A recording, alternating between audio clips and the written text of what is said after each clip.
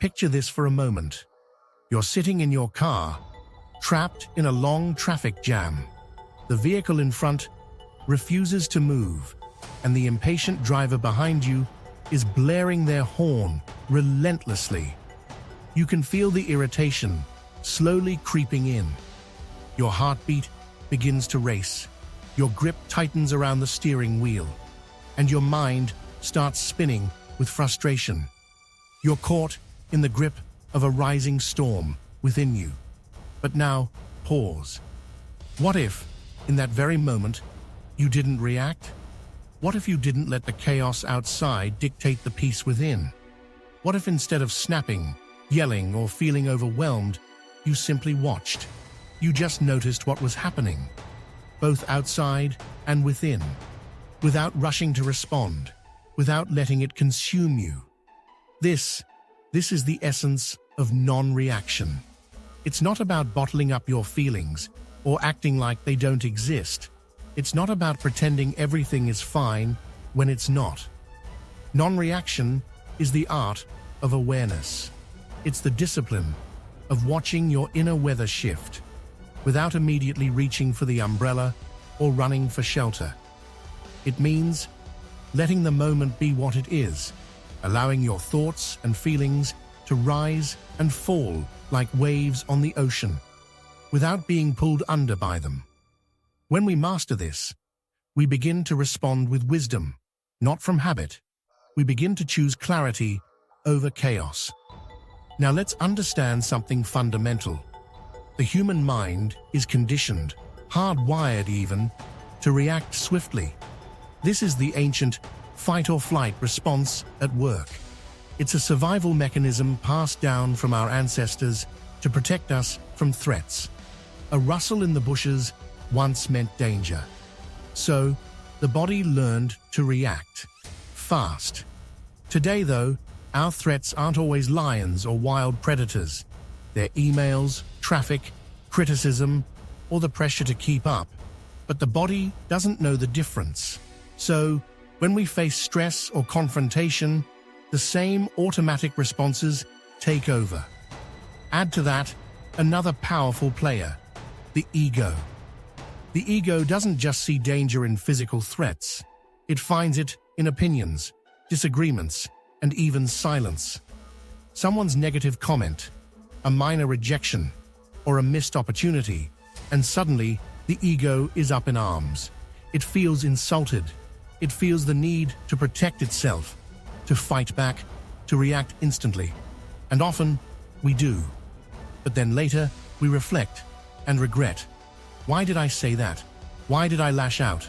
Why couldn't I stay calm? This is the cycle we find ourselves stuck in. To break this cycle, we must begin with awareness. We must learn to recognize what sets us off. Is it traffic? A harsh word from a colleague? A sudden change of plans?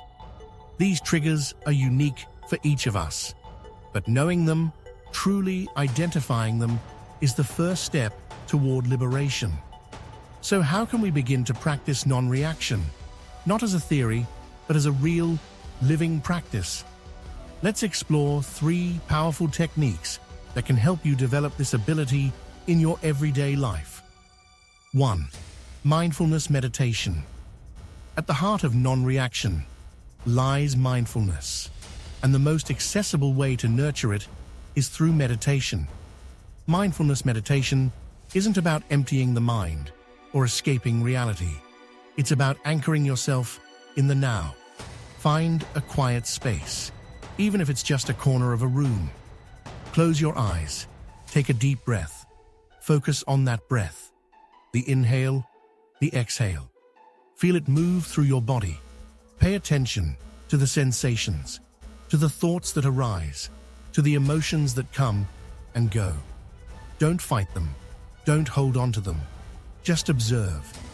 You are not your thoughts. You are the awareness behind them. With regular practice, even just a few minutes a day, you'll begin to notice something profound. You'll create a gap between stimulus and response. When life throws a challenge at you, that gap allows you to choose a calm, intentional response instead of being swept away by instinct. 2. Compassionate self-talk. Let's be honest, when we react badly, we often become our own worst critic. Why did I lose control again? What's wrong with me? The inner voice becomes harsh, adding another layer of suffering. But what if, instead of criticism, we offered ourselves compassion? The same kind of compassion we'd offer a friend. Next time you feel overwhelmed, whether by anger, anxiety, or sadness, pause, take a breath, and gently say to yourself, "It's okay to feel this way. These feelings are valid. But I also have the power to choose how I respond." This small act of kindness toward yourself has immense power. It softens the harsh inner voice. It allows space for healing. And over time, it rewires your mental narrative from self-judgment to self-compassion. When we approach ourselves with patience and gentleness, we're far more likely to navigate difficult moments with grace and understanding. 3. The pause button. This might be the simplest technique, and yet the most transformational. In the very moment when you feel provoked, stop. Just pause. Take a breath. Count to 3. Ask yourself, what am I feeling right now? Is my reaction going to help this situation or make it worse? This tiny moment of stillness interrupts the automatic chain reaction. It breaks the loop. It gives you a sacred space to choose a different path, a wiser response. Whether it's a heated conversation, a stressful email, or an unexpected setback, the pause button can be your greatest ally. It gives you the upper hand over your emotional reflexes. With practice, this becomes second nature. You'll find yourself responding from a place of steadiness instead of turbulence. Non-reaction isn't just a skill, it's a way of life. It redefines how we engage with conflict, how we listen in conversations, how we hold space for others and for ourselves. It teaches us that we don't have to be controlled by our first impulse. In difficult conversations, instead of interrupting or defending, we can choose to truly listen. This opens the door to deeper understanding, to mutual respect, to real connection. In moments of high stress, instead of panicking or lashing out, we can remind ourselves, what can I control? What must I release? This mindset doesn't just reduce stress, it cultivates inner strength. In relationships, practicing non-reaction reduces unnecessary arguments. We stop assuming, and we start observing. We stop reacting to shadows, and we begin responding to truth. This deepens bonds, builds patience, and nurtures empathy. But let's be clear, non-reaction doesn't mean emotionless detachment. It means conscious engagement. It means experiencing your emotions fully, but responding to them wisely. This is not an overnight transformation.